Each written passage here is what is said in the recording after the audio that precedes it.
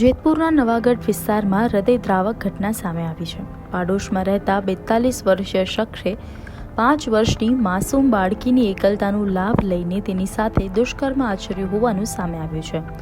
માહિતી મુજબ બાળકી આરોપીના ઘરે રમવા જતી હતી. ઘરમાં કોઈ ન હોવાનો લાભ લઈને આરોપીએ બાળકીને ભોળવી અને તેની સાથે અપ્રાકૃતિક કૃત્ય કર્યું. બાળકી ઘરે પરત ફરી હોવા બાદ તેના હાવભાવ બદલાતા માતાએ તેની પૂછપરછ કરી ત્યારે બાળકીએ પોતાની તોતળી ભાષામાં ઘટના જણાવી. પરિવારજનોએ તાત્કાલિક બાળકીને સારવાર માટે હોસ્પિટલ ખસેડીને પોલીસમાં ફરિયાદ નોંધાવી. ઘટનાની જાણ થતાં જ જેતપુર ઉદ્યોગનગર પોલીસ હરકતમાં આવી અને આરોપીની ધરપકડ કરી છે. પોલીસે આરોપો સામે પોક્સો એક્ટ તથા દુષ્કર્મની કલમો હેઠળ ગુનો નોંધ્યો છે. આરોપીને કોર્ટમાં રજૂ કરતા કોર્ટે 2 દિવસના રિમાન્ડ રજૂ કર્યા છે અને પોલીસ વધુ તપાસ હાથ ધરી રહી છે.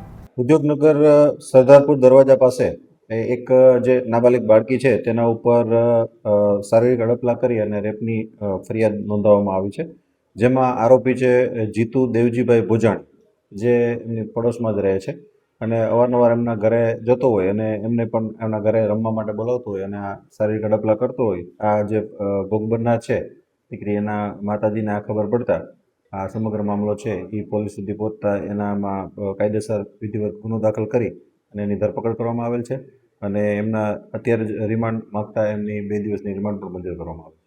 એવા શખ્સ કોણ છે અને શા માટે બાળકીને આવું કર્યું? શખ્સ છે એમનું નામ મેં અગાઉ કીધું એમ જીતુ દેવજીભાઈ ભોજાણી છે. એ મજૂરી કરે છે અને 35 વર્ષની ઉંમર છે એમની અને એ બાળકી નાની ઉંમરની છે અને એમને બોલાવીને આમ માનસિક રીતે થોડો પેલો લાગે છે એટલે એના આધારે એ બોલાવીને એને શારીરિક અડપલા કરતો હતો. એના આધારે આ ગુનો દાખલ કરવામાં આવ્યો. આજે શખ્સ છે તેમના ઘરે જ બોલાવતો હતો અને એકલતાનો લાભ લઈને આવું કૃત્ય કર્યું? હા, એમને રમવા માટે બોલાવતો હતો અને નાસ્તો આપવા માટે બોલાવતો હતો અને જ્યારે છોકરી રમતી હોય ત્યારે ઘણીવાર એના ઘરે જવાની ટ્રાય કરતો. કે આખો બનાવ કઈ રીતે સામે આવ્યો? એ છોકરીની જે માતાજી છે એમને ખ્યાલ આવતા એણે છોકરીને પૂછ્યું કે આમાં આ રીતના શું આ ભાઈ તને ઓલું કરે છે. તો છોકરીએ કીધું કે મારા કપડાં કાઢી અને મને શારીરિક અડપલા કરે છે. એટલે એના આધારે આખો સમગ્ર મામલો બહાર આવતા એમણે પોલીસને જાણ કરતા પોલીસે વિધિવત ગુનો દાખલ કર્યો છે. આરોપીનું શું સ્ટેટસ છે? આરોપી હસ્તગત થઈ ગયેલ છે અને એની રિમાન્ડ લેતા હાલ 2 દિવસની રિમાન્ડ પણ કોર્ટે મંજૂર કરેલ છે.